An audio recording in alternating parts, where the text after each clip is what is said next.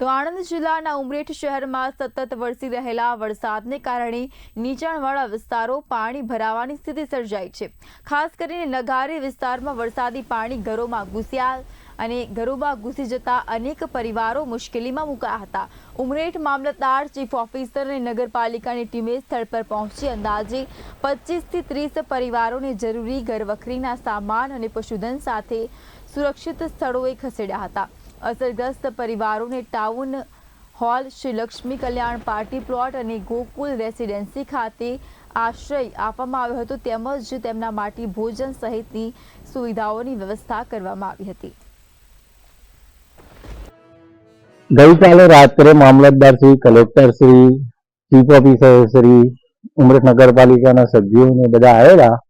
કાલે રાત્રે સ્થળાંતર કરાવીને સેફ જગ્યાએ લઈ ગયા છે।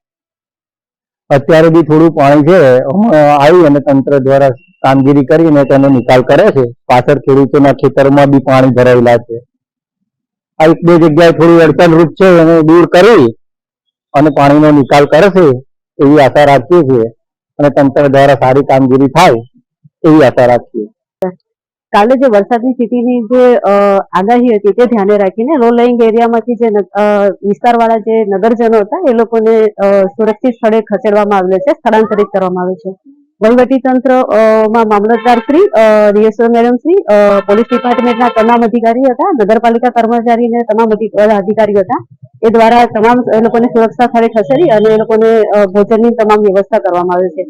અત્યારે નગરપાલિકાના વિસ્તારના જે લો લાઇંગ એરિયામાં જે પાણીની સ્થિતિ છે તે અત્યારે કાર્યવાહી ચાલુ છે, વિઝિટ અત્યારે બધી ચાલી રહી છે।